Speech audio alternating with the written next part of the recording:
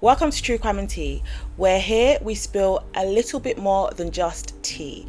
Every episode we dive in to the darkest corners of humanity, peeling back the layers of twisted minds, chilling motives, and unspeakable acts. From killers who wore masks of charm to crimes that shook the world. Grab your tea, get cozy, and brace yourself, because this is true crime with a little bit of a critical twist. Hey academic mamas and academic world, welcome back to True Crime and Tea, or welcome to True Crime and Tea. I'm your host Lele, and today's story is one of the most heartbreaking and controversial true crime cases that I have looked at so far. It's a story of Andrea Yates, who was supposedly a devoted mother who in 2001 unalived her 5 young children while suffering from severe postpartum psychosis.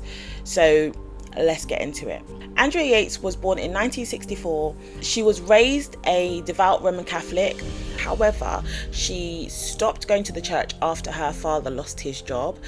And when she met Rusty Yates, who became her husband in 1989, that's when she then went back into being a bit more religious and reading her Bible again. And she initially experienced a happy childhood. She achieved academic success through becoming a registered nurse. Married to Russell Yates, they embraced strict religious values and emphasized traditional motherhood and large families. Andrea Yates gave birth to 5 children, but also silently suffered with mental health struggles.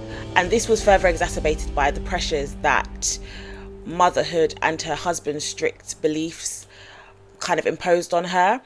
In 1999, Andrea was suffering from depression, and she worried that she wasn't going to be a good mother. She was frightened that she might do something to harm the little ones, and so she attempted to unalive herself by taking a number of pills. Andrea Yates is known to have said, "I kept thinking about my kids, the way I was raising them, and the harm I'd done to them." When she was found, she was rushed to the hospital, but this wasn't really picked up as a red flag, even though it was a red flag. The religious organization that Andrea Yates and her husband were a part of was called the Warrenickies, I think that's what it is, and they remained a heavy influence over the family's lives with their preachings and things like that, and it became a very, very serious part of the family's life. The children, this is what they believed, the children were at risk of being corrupted by Satan, and because of this they said that the children must be saved. Andrea received psychiatric treatment, and her family warned that she would continue to be at risk harming herself. They also warned that she should not be left alone, and that she needed to be monitored to make sure that she was continuing to take her medication. These warnings were left unheeded, and obviously, as the husband and with traditional values, Rusty Yates continued to go into work, but without heeding the warnings of the harm and all of things like that, they continued to have more children. She repeatedly stopped taking her medication because she worried that if and when she got pregnant, the medication would do something to harm the child, which again, the family raised their concerns, and they mentioned and stated vehemently that Andrea should stop having children. Having more children is a risk factor to her and possibly to the rest of the family, and having more children could make her condition considerably worse. That same year, Andrea had a nervous breakdown, and once again she tried to unalive herself.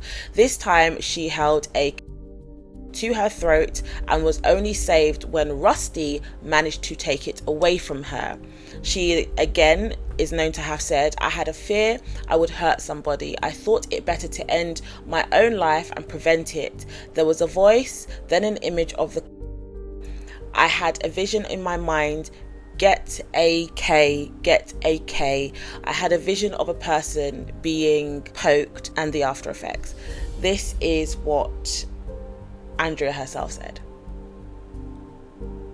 which does call into question the sanity of those around her if they continued to let her have children. I mean, they couldn't really stop her from having children. That, you know, female reproduction is in the hands of the female to a certain degree, but the husband as well. But we'll come to that. We'll come to see where we think the husband's responsibility lies here. So I think he holds quite a big responsibility in this case. So after this event, Andrea was again hospitalized and medicated to try and treat her psychosis. After this, however, they had another child, Mary, who was born in 2000. And after the death of her father, Andrea Yates' father, in 2001, Andrea began to unravel further. She threw away her medication, she stopped staring into space, and became obsessed with reading the Bible. Now, there is nothing wrong with reading your Bible and being obsessed with reading your Bible. I just want to note that fact, because there's nothing wrong with that. It's the fact that all of the contributing factors that came along with it seem to be fueling the delusion of the scriptures that she was reading. Just want to caveat that, because there's nothing inherently wrong with reading your Bible, whatever holy book you would like to read. The months prior to the unalivings of the children, she was hospitalized twice for the severity of her symptoms, with a formal diagnosis of postpartum psychosis being made. Postpartum psychosis, the description for it is on the screen. However, it is a very serious illness which can occur with a small percentage of women soon after they have given birth, and they say soon after, there's a bit of a period after, and it's related to bipolar disorder. It can present as paranoia, delusions, mood swings, confused thinking, and grossly disorganized behavior, putting both the mother and the baby at risk. Things like auditory hallucinations are common, along with catatonic trace-like states, and risks of unaliving yourself or the person's self are higher.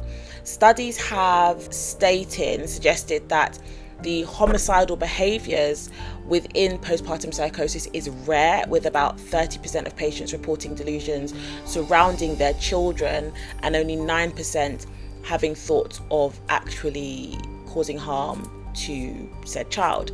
Now, I personally think 30% is quite a high number. The 9%, not so bad, but the 30% is quite a high number. That's 3 in every 10.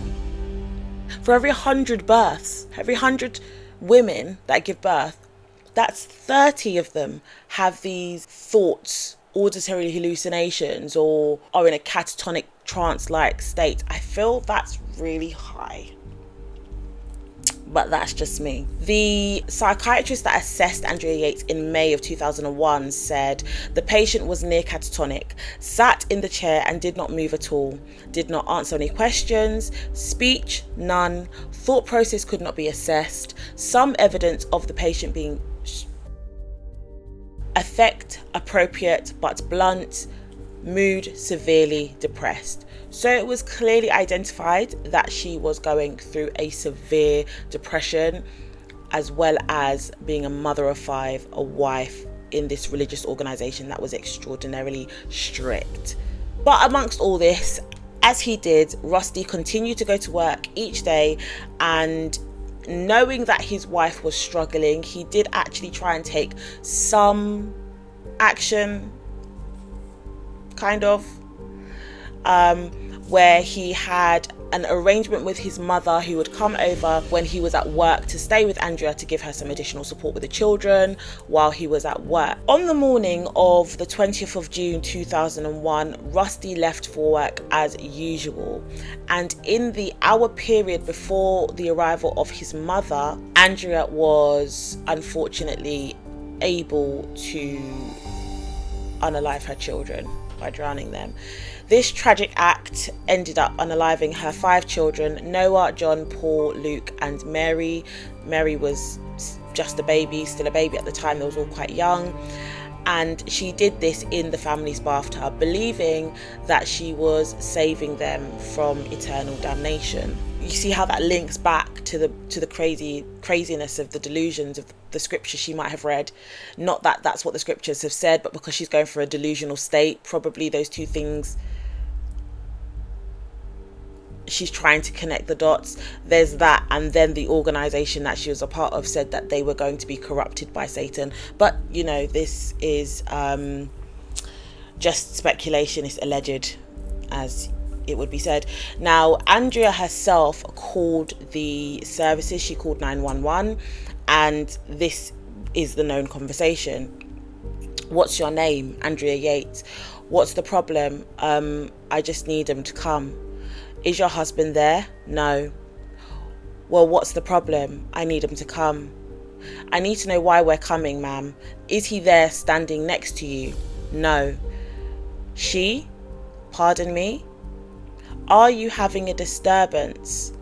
Are you ill or what? Yes, I'm ill. You need an ambulance? No, I need the police. Yeah, send an ambulance. So that was terrible, and I'll work on my acting, I promise. But that was the 911 call that Andrea made between herself and the operator. And when the services arrived at the home, she said to the police officer, I unalived my kids. Words flag on here, and I don't know what words flag on here. When I checked, KILLED was one of the words that flagged. So I'm trying my best to tell the story as is, but I don't want to not get my videos seen. So I'm just going to edit it how I think I need to edit it and not say the words that I think I shouldn't be saying. Okay, that being said. So she led the police officer upstairs, where he discovered John, Luke, Paul and Mary laid in the master bed, still soaking wet, with a sheet placed over them. 7-year-old Noah was found in the bathtub. Andrea was then immediately taken into custody and was known to have said, if I didn't do it, they would be tormented by Satan.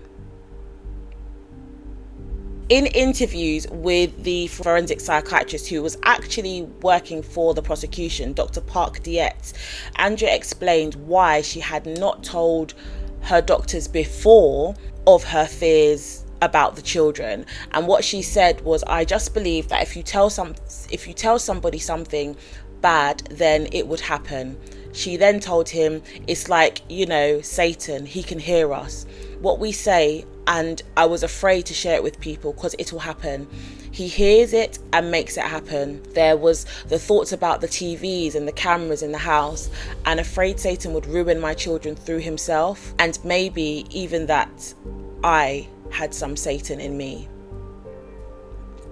That's quite challenging to just jump in there and say, yeah, you have Satan in you. But given the backstory and everything else that she was that she was dealing with. When she was taken to jail after the murders, she spent the first week in solitary confinement, and the police noted that she had told him that the children would watch cartoons and the characters would speak directly to her and comment on her, telling her that she was a bad mother. She also claimed to receive messages from movies.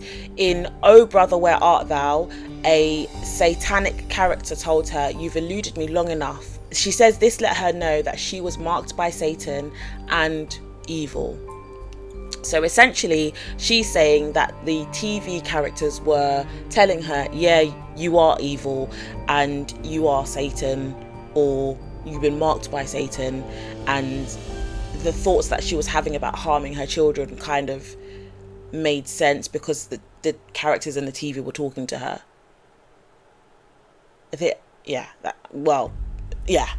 Okay. So in her trial in 2002, she pleaded not guilty by reason of insanity, giving the jury the task of deciding whether Andrea Yates knew what was right and wrong, and knew at the time of unaliving her children that the unaliving was wrong. They decided that she did and found her guilty of capital murder, although the prosecution was actually seeking the death penalty, which is interesting. They didn't choose to put her to death. They didn't choose to give her the death penalty. They chose to give her a life imprisonment instead, which rationale behind that. I couldn't find the rationale behind that, the reason why they chose that over the death penalty. But then it goes on further. So in 2005, Andrea Yates was granted a new trial by the Court of Appeals after evidence that was given by Dr. Yates in relation to an episode of the crime drama series Law and Order, which featured a woman also putting her children in the bathtub to unalive them. And they found that his evidence that he presented was incorrect. Dr. Yates was also a consultant at the time on the television program Law and Order, and he told the trial court jury that there was an episode of that program in which a woman with postpartum depression, sounds very familiar, who also put her children in the bathtub and unalived them, was found insane. He said it was aired shortly before Miss Yates carried out the same actions. Remember, he was a psychiatrist for the prosecution, not for the defense. So even though she spoke to a psychiatrist and was asked why you didn't tell your actual doctors that, he himself was not her actual doctor. He himself was for the prosecution. So was he working against her? Was he trying to make her look bad? Who knows? 3-judge appeals court panel in Houston said that the statement was false and there was no such episode. Now, if there is an episode now like that, dare I say that episode was made off the back of this evidence? And if there is an episode out there now, and I watch a lot of Law and Order and I haven't yet seen that episode, but if there is an episode that mirrors this, could it be argued that that episode is now taken from these events? But who's to know? At this second trial, the jury agreed that Andrea Yates did not know right from wrong at the time of the unalivings due to severe mental illness, meeting the requirements of the insanity plea under Texas law, and she was found not guilty by reason of insanity. She was then taken to North Texas State Hospital in Vernon for treatment, where she remained for 2 years before being moved in 2007 to a low security state mental hospital in Kerrville, where she currently is right now. Now, the jury being told about the falsehood during the sentencing at which the prosecution was going for the death penalty. I wonder if this episode had aired, would she have gotten the death penalty? That's the question I asked. If this evidence that had come out at a certain period of time, would she have got the death penalty based on this false accusation? Inevitably, it would be overturned because it was then discovered that this was a falsehood, the evidence was not correct. However, would it have made a difference to her conviction in the first place? And then it begs the question, for other cases that have been linked to things like TV shows, movies and games, what's the arguments behind the outcome of those cases where someone has been convicted because of a Call of Duty game or something like that? What are the outcomes of those crimes or those cases? That's a question I think is probably for another video, because I find that quite interesting, the fact that it could have potentially had an impact on the outcome of this case in particular. Well, it did have an outcome because she got a retrial and then she was found insane. So who knows? This case sparked widespread debate on mental illness, parenting, and the influence of fundamentalist beliefs, because we're also dealing with a husband who has fundamentalist beliefs and the system or organization that they were linked to with their own religious beliefs, with many questioning the role of her husband in her mental decline because of his quite staunch beliefs. And this case still remains quite a poignant case in terms of the complexities that surround mental health and family obligations. Now, Russell Yates filed for divorce in 2004 and is now remarried and has a new family. He is known to still support Andrea and is pushing for her to be released at some point in the future. And he has said that he's forgiven her for what she did and does not think that she's a danger to society. I don't think she's a danger to society. I do think she's a danger to children that she carries. Let's get into some of the complexities of this case. So first of all, we've got the controversial testimony of Dr. Yates, who was the prosecution expert and also the Law and Order consultant and fabricated this episode of Law and Order. Because the testimony so heavily influenced the jury, there was a conviction in that first trial. And because of the falsification of the information, the inaccurate information that he gave, her case ended up being overturned and retried, and then she was found found not guilty by reasons of insanity. That says a lot about people's perceptions on media and the impact that media can have on the outcomes of a case. And as much as people would say, or the judge may say to the jury, don't let the media influence your perceptions of this case and perceptions of this person, was this Law and Order program that didn't actually happen, was that the reason why they couldn't give her the death penalty? Because if you look at the case, it's such a devastating case. 5 young lives were lost, and most people would look at that and say, evil person, let them go under the ground. Why should they get to live any longer? However, with the sprinkling of mental illness in there, did that make a difference? And then it could also be argued, why didn't they convict with a death penalty outcome? Because you saw a program that gave you the idea to unalive your children. So then it could go the other way. The script could be flipped. But Dr. Yates' false evidence did somewhat impact the jury. But was it to her benefit or was it to her detriment? Because in that first case, could she also have been found not guilty by reason of insanity? Did that just prolong that process happening?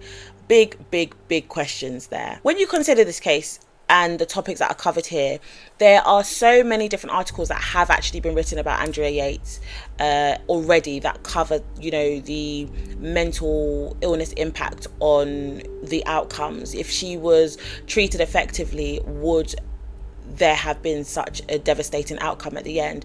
And if her husband was a bit more involved in helping with her healing, would this outcome have been the same? Would they have had the last child? Would they have had the third and fourth child, based on the fact that family was very adamant in saying she should not be left alone? It's very, very risky having more children, because the mental health got greatly exacerbated after the birth of the children, and it said the psychosis started after the birth of the first child.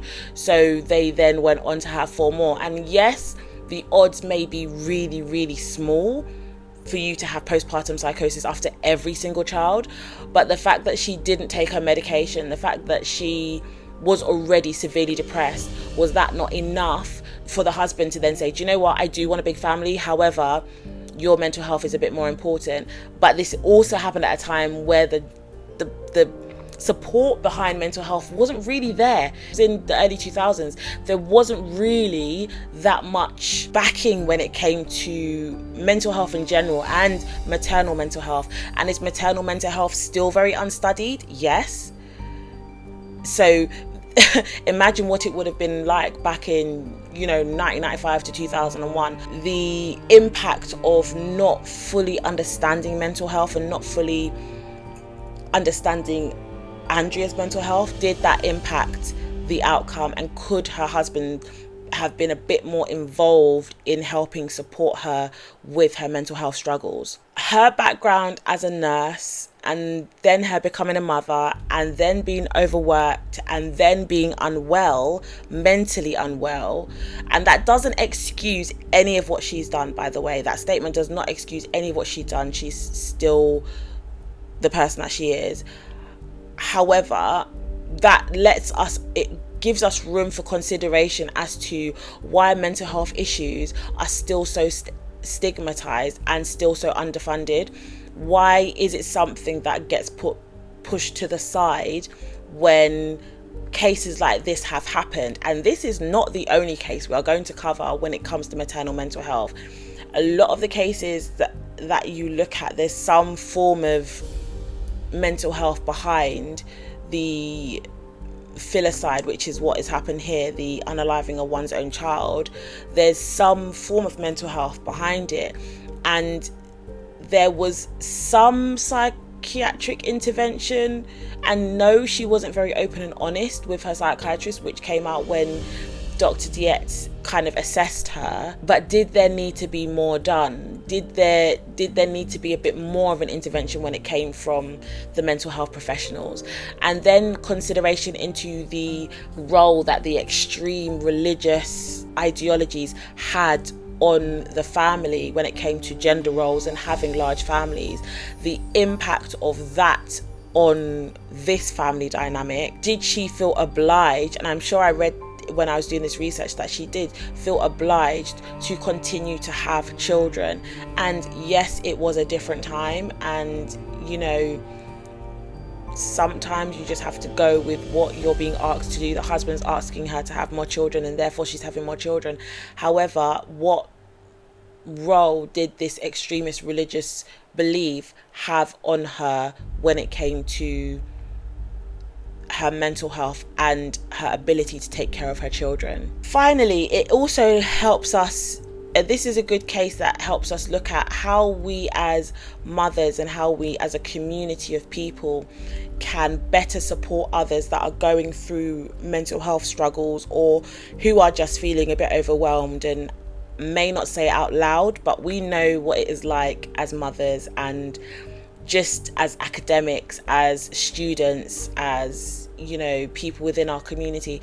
We know how sometimes you may not say it out loud, but there's small things and there's small actions that we can look out for that may give us an indication that someone needs a bit of support. So how do we support each other better? To not saying that everyone's going to turn into an Andrea Yates. No, I'm not saying that. That is not what I'm saying. However, when there are warning signs, what do we do so that we are not ignoring them in ourselves and in others? How can we contribute to changing these devastating stories into something of success? So there's a thought there. What can we learn from Andrea Yates' story as an academic mama, or as a mama, or as an academic? And how can we spot the signs in ourselves and in others before the tragedy strikes? This case is not just about crime, it's about care, it's about community, and it's about critical intervention, all of which I think was greatly missed in this case. The care that her husband could have had for her, and her family did technically have for her, but just wasn't really followed through. The community was kind of there, but that same community was telling her that her children could be influenced and, you know, be the spawns of Satan. They didn't say the spawns of Satan, they didn't, but the TV was telling her that she was evil and her kids were gonna suffer in hell. That's basically the concept that goes behind the delusions that she had, and which was fueled by the community, the religious community that she was a part of. So the care, the community, and the intervention, the critical intervention that she needed wasn't there. What can we do when it comes to these situations? If this story moved you, hit that like and subscribe button. I would love to know your thoughts and comments, so don't forget to comment down below. They don't have to be in agreement of what we're saying. This is true crime and tea through the academic lens. So let's hear some critical thinking. Yes, we know what she did was wrong. However, I would love to see what side of the fence you sit on, and what arguments you present in terms of the mental illness, the intervention or lack of, and all the other things that were discussed here today. As always, it was great being here with you today, and I will see you in the next video. Bye.